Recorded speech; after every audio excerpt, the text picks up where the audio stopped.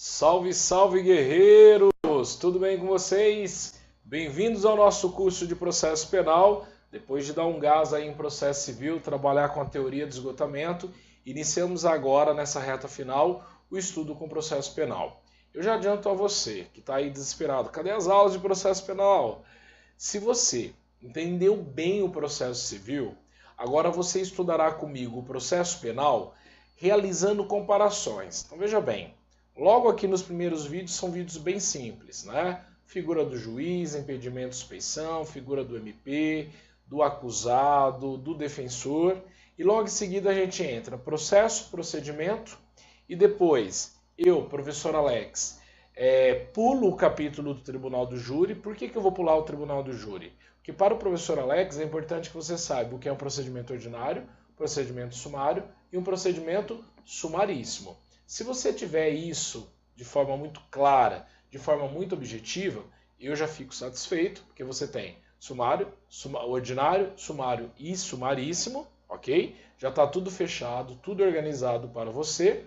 A gente vem com a parte de recursos, algumas informações, e na última semana que antecede o concurso, aqui em processo penal eu faço um resumo de Tribunal do Júri, que é um capítulo que cai quase nunca, mas eu vou destacar algumas coisas importantes. Lá em processo civil será com capítulo de provas, tá bom? Então o importante é saber o que estudar e como estudar. Agora é reta final, sangue nos olhos. Regra de Pareto, 80-20, focar 80% naquilo que cai e 20% naquilo que há probabilidade de cair. Vem comigo, vamos fechar essa prova.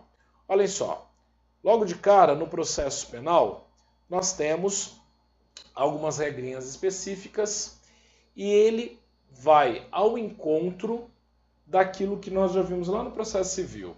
Ele estuda as partes do processo, né?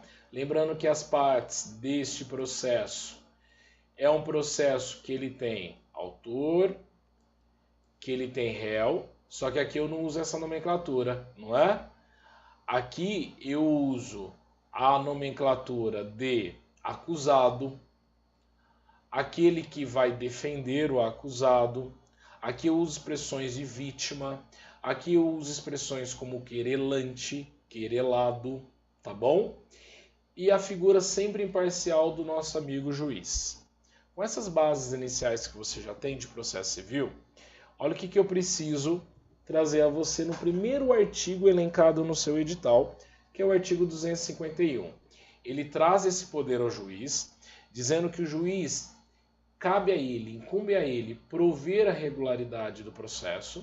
Então, incumbe a ele prover a regularidade do processo e manter a ordem no curso dos respectivos atos, podendo, para tal fim, requisitar força pública. Então é mais ou menos assim: senhor juiz, sabe a relação triangular? A você foi confiado o papel de guardião, a você foi confiado essa figura de imparcialidade, então cabe a você prover a regularidade do processo. É isso, tá?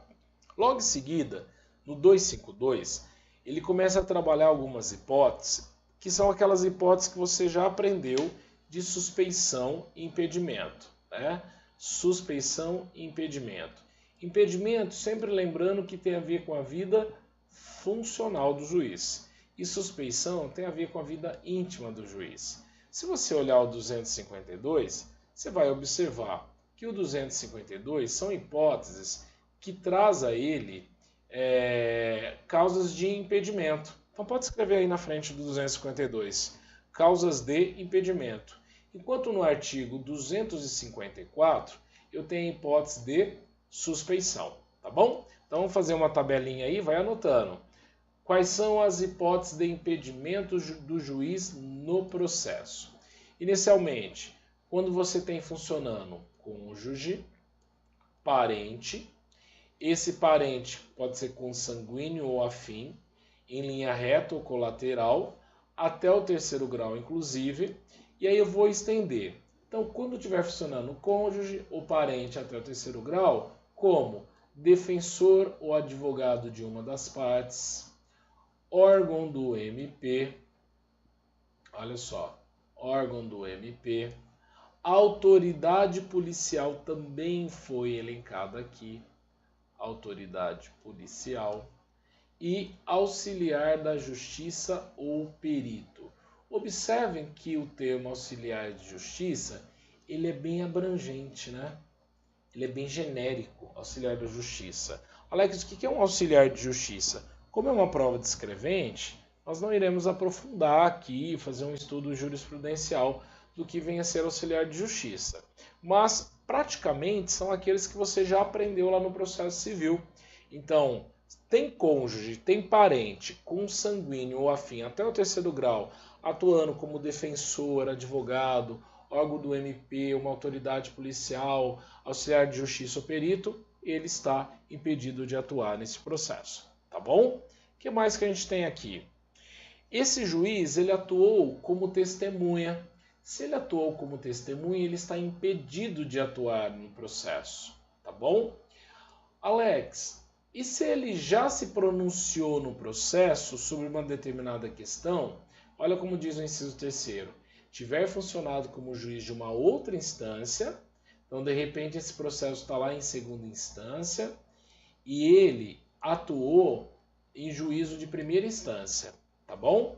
Então está lá na fase recursal. Só que observem que o impedimento só acontecerá se este juiz pronunciou-se de fato ou de direito, tá? Pronunciou-se de fato ou de direito. É esta a ideia central. A pronúncia tem que ser de fato ou de direito sobre a questão. Então, atuou lá, cônjuge, parente, consanguíneo até 3º grau, como defensor, advogado, órgão do MP, autoridade policial, auxiliar de justiça e perito, ele está impedido. Aí vem lá, inciso 2, ele próprio atuou como testemunha, está impedido. Ele se pronunciou em questões de fato ou de direito em alguma das instâncias, ele está impedido. Ou ele, o seu cônjuge ou parente, lembrando que nós estamos falando até o 3º grau, não é? Ele, o seu cônjuge ou parente, for parte ou diretamente interessado no feito. Se for parte, ele está impedido de atuar. Se ele for diretamente interessado no feito, quer dizer, aquela ação é interessante para parente ou cônjuge ou a figura do juiz. Nessa hipótese, ele também está impedido de atuar no processo, tá bom? Então, vimos as hipóteses aqui de impedimento e o artigo 253, ele elenca para nós a questão dos juízos coletivos. O que são os juízes coletivos? Lá nos tribunais, né, gente? Eles colocam para nós que nos tribunais de justiça não poderão servir no mesmo processo, lembrando que lá é formado por um colegiado, né, vários desembargadores. Então não poderão servir no mesmo processo os juízes que forem entre si parentes, consanguíneos ou afins, em linha reta ou colateral, até o 3º grau. Então, nos juízos coletivos não poderão servir no mesmo processo os juízes que forem entre si parentes, consanguíneos ou afins, em linha reta ou colateral, até o 3º grau, inclusive. Tá bom? Então, ele leva aquelas hipóteses de impedimento, que são as hipóteses até o 3º grau, aqui até o 3º grau, para os juízos coletivos. Tudo bem? E no artigo 254, ele vai e traz para nós as hipóteses de suspeição. Se você observar, algumas delas, inclusive, se confundem com o processo civil. Olha que interessante aqui. Se for amigo ou inimigo capital de qualquer deles. Isso daqui é a hipótese de suspeição lá no processo civil, você lembra? Olha que interessante. Agora o inciso 2 já é algo bem particular do processo penal. Se ele, seu cônjuge ascendente ou descendente, estiver respondendo a um processo por fato análogo, sobre cujo caráter criminoso haja controvérsia. Então olha que interessante. O juiz é suspeito de julgar no processo em que ele, os seus ascendentes ou os seus descendentes possam automaticamente serem julgados por fato análogo.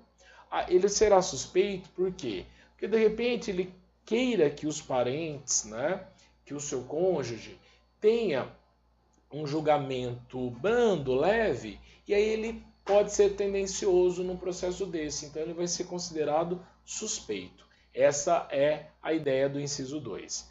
Já no inciso 3º, fala se ele e seu cônjuge ou parente, consanguíneo ou afim, até o 3º grau, inclusive sustentar uma demanda ou responder a processo que tenha de ser julgado por qualquer das partes. Olha que interessante. O juiz está processando determinada parte, só que vai acontecer o seguinte: esse cônjuge, esse parente consanguíneo afim até 3º grau, ele sustenta uma demanda capaz de responder o processo que tenha que ser julgado por qualquer das partes. Essa é a ideia aqui do comando do julgamento do cônjuge ou parente. Tá certo? Então, se você consegue entender e visualizar essa situação, nós temos aqui, então, mais uma hipótese de suspeição. Amigo e inimigo, quando cônjuge ascendente ou descendente esteja respondendo a processo por fato análogo, ou eu tenho uma situação ali de cônjuge, parente consanguíneo afim, que será processado, né, por aquele que eu, juiz, estou julgando. Então, ele sustenta uma demanda ou responde a processo que tem de ser julgado por qualquer das partes. Então, a parte que eu estou julgando vai julgar o cônjuge e os meus parentes. Então, aqui eu evito o quê? Troca de favores. Tá bom? Muito bem. Quarto, aconselhar qualquer uma das partes, é a mesma do processo civil. Credor ou devedor é a mesma do processo civil. For acionista, cotista, sócio, acionista ou administrador. Tomar cuidado porque o inciso 6º, no processo civil, ele é a hipótese de impedimento. E aqui no processo penal, ele é a hipótese de suspeição. Então anote isso. O inciso 6º, no CPC, ele é a hipótese de impedimento. Enquanto que no processo penal, se eu tenho sócio, acionista ou administrador de uma sociedade interessada no processo, automaticamente o juiz, ele será considerado suspeito. Então ele vai se dar por suspeito quando qualquer das partes for seu sócio, acionista ou administrador de sociedade que tenha interesse no processo. Tá bom? Tranquilo, né? Eu acho aqui um artigo bem leve, e como o 255 vai cair na sua prova, eu vou gravar ele no próximo